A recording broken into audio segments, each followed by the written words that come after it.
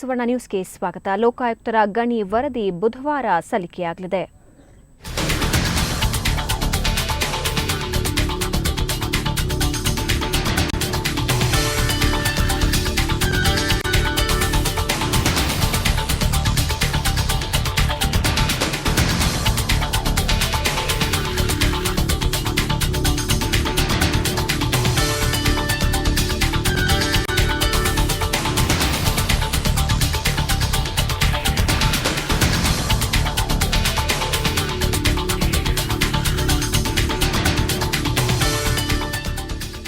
ರಾಜ್ಯದಲ್ಲಿನ ಅಕ್ರಮ ಗಣಿಗಾರಿಕೆ ಕುರಿತ ಅಂತಿಮ ವರದಿಯನ್ನ ಲೋಕಾಯುಕ್ತ ನ್ಯಾಯಮೂರ್ತಿ ಸಂತೋಷ್ ಹೆಗಡೆ ಬುಧವಾರ ಸರ್ಕಾರಕ್ಕೆ ಸಲ್ಲಿಸಲಿದ್ದಾರೆ. ಈ ಬಗ್ಗೆ ಮತ್ತಷ್ಟು ಮಾಹಿತಿ ಪಡೆಯೋಣ ನಮ್ಮ ಪ್ರತಿನಿಧಿ ಮಂಜುನಾಥ್ ಅವರಿಂದ. ಮಂಜುನಾಥ್, ಬುಧವಾರ ಸಲ್ಲಿಕೆಯಾಗುತ್ತೆ ಅಂತ ಲೋಕಾಯುಕ್ತರು ಹೇಳಿದ್ದಾರೆ.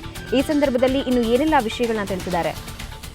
ಭಾವನಾ, ಕಳೆದ ಹಲವು ದಿನಗಳಿಂದ ಇದ್ದಂತ ಗೊಂದಲಗಳಿಗೆ ಬಹುತೇಕ 98ರಿಂದ 99% ನಾನು ಬುಧವಾರ ತೆರೆ ಎಳಿತೇನೆ ಅನ್ನುವಂತ ಮಾಹಿತಿ ಭರವಸೆಯನ್ನ ಲೋಕಾಯುಕ್ತರು ನೀಡಿದ್ದಾರೆ. ಸುವರ್ಣ ನ್ಯೂಸ್ ಜೊತೆ ಮಾತನಾಡಿದಂತ ನ್ಯಾಯಮೂರ್ತಿ ಸಂತೋಷ್ ಹೆಗಡೆ ಅವರು ಈಗಾಗಲೇ ಅದಕ್ಕೆ ಒಂದು ಬಹುತೇಕ ಪೂರ್ಣ ಚಿತ್ರಣ ನೀಡುವ ಕೆಲಸ ನಡೀತಾ ಇದೆ.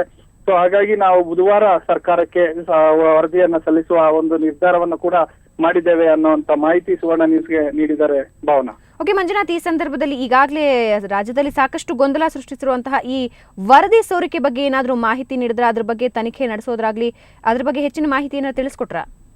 ಭಾವನಾ, ಈ ತನಕ ಅವರು ಮಾತನಾಡಿರುವಂತದ್ದು ವರದಿ ಸೋರಿಕೆ ಆಗಿರೋದು ಮತ್ತೆ ಅವರ ಒಂದು ಫೋನ್ ಟ್ಯಾಪಿಂಗ್ ವಿಚಾರಗಳ ಬಗ್ಗೆ ಸಾಕಷ್ಟು ಮಾತನಾಡಿದ್ದೇನೆ. ಆದ್ರೆ ನಾನು ವರದಿ ನೀಡಿದ ಬಳಿಕ ಸುದ್ದಿಗೋಷ್ಠಿಯನ್ನು ಕೂಡ ಯಾವಾಗ ಮಾಡ್ಬೇಕು ಅಂತ ತೀರ್ಮಾನ ಮಾಡ್ತೇನೆ, ಆ ನಂತರ ಮಾಧ್ಯಮಗಳೊಂದಿಗೆ ಮಾತನಾಡ್ತೇನೆ ಅನ್ನೋಂತ ಮಾಹಿತಿ ನೀಡಿದ್ರು.